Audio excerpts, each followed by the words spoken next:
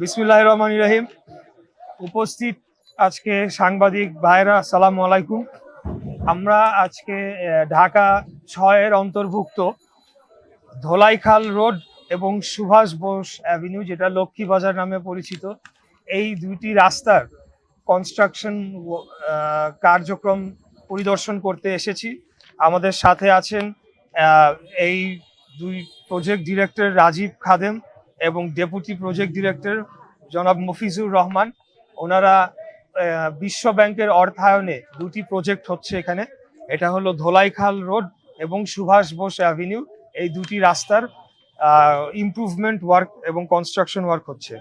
ধোলাইখাল রোডটি প্রায় 0.78 কিলোমিটার, অর্থাৎ 780 মিটার, এবং এখানে দুই পাশে আরসিসি ড্রেন হবে প্রায় 1.5 কিলোমিটারেরও বেশি, 1.56 কিলোমিটার। এবং সুভাষ বোস অ্যাভিনিউ এই রাস্তাটি 0.58 কিলোমিটার এবং দুই পাশে আরসিসি ড্রেন হচ্ছে 1.16 কিলোমিটার। তো আমরা মনে করছি যে যেভাবে আমাদেরকে ব্রিফ করা হয়েছে, এখানে আমাদের সম্মানিত project director, deputy project director রয়েছেন, যেভাবে আরসিসি ড্রেন এবং রাস্তার ডিভাইডার এবং পুরো কার্যক্রম যেভাবে সাজানো হয়েছে, এটি যখন কমপ্লিট হয়ে যাবে, কাজটি সম্পন্ন হবে, আমরা মনে করছি এই এলাকার চিত্রটা পুরোপুরি পরিবর্তন হয়ে যাবে। এখানে দুই পাশে যে আরসিসি ড্রেন যেভাবে বসানো হচ্ছে, তাতে করে ভবিষ্যতে এখানে জলাবদ্ধতার যে সমস্যাটি রয়েছে সেটি দূর হবে। এবং আরেকটি বড় সমস্যা এখানে রয়েছে যে রাস্তার অনেকখানি বিভিন্নভাবে দখল হয়ে গিয়েছে, অবৈধভাবে সেখানে স্থাপনা নির্মাণ করা হয়েছে, যেটা আমরা সরকারের যে পলিসি যেটি রয়েছে যে কোনো অবৈধ স্থাপনা, সেটা ফুটপাত এবং রাস্তা, সেগুলোকে দখল মুক্ত করে যানবাহন এবং জনসাধারণের চলাচলের জন্য উপযোগী করে তোলা হবে, উন্মুক্ত করে দেওয়া হবে। আপনারা অনেকখানে ধোলাইখাল রাস্তা দিয়ে যদি আপনারা যান, আপনারা আমার সাথে গিয়েছিলেন, দেখেছেন যে প্রায় অলমোস্ট কোনো জায়গায় আপ টু 40%, 50% অথবা তার চাইতেও বেশি রাস্তা কিন্তু দখল হয়ে গিয়েছে, এবং সেখানে কোনো জায়গায় অলমোস্ট স্থায়ী স্থাপনার মতো নির্মাণ করা হয়েছে।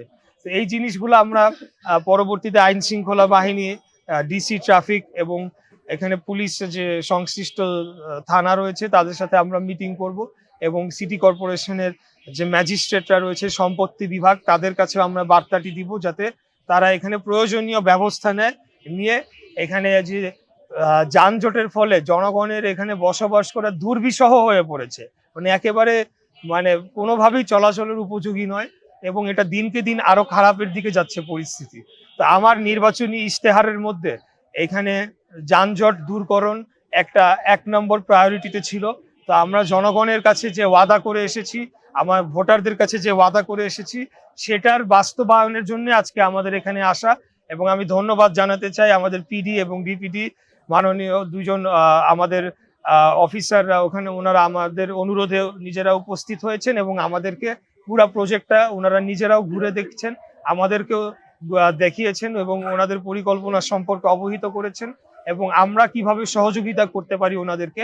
বিশেষ করে এখানে যে দুই পাশে যে আমরা ধোলাইখালের দুই পাশে যে মার্কেটগুলো রয়েছে, আমরা মার্কেট সমিতি যারা ব্যবসায়ী বৃন্দ, তাদের সাথেও কথা বলবো, কারণ ওনাদের সহযোগিতাটা আমাদের প্রয়োজন, যাতে আগামীতে আমরা রাস্তাঘাটটা সম্পূর্ণ উন্মুক্ত করে দিতে পারি।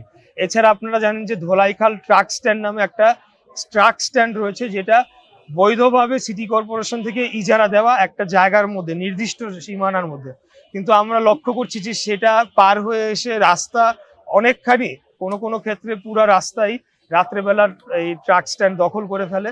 তো সেই জায়গাটা আমরা উন্মুক্ত করে দিতে চাই, যাতে যানবাহন চলাচলের জন্য এই অঞ্চলটা উপযোগী হয়ে পড়ে, এবং এই দীর্ঘক্ষণ যেখানে এখানে 15-20 সেকেন্ডের গাড়ি চলাচল হওয়ার কথা, অথবা হালকা ট্রাফিক থাকলে 5 মিনিট লাগার কথা, সেখানে ঘন্টা 2 ঘন্টা অনেক সময় আমাদের বসে থাকতে হয়। তো এই সমস্যাগুলো নিরসনের জন্য আজকে আমরা এই রাস্তা পরিদর্শনে এসেছি।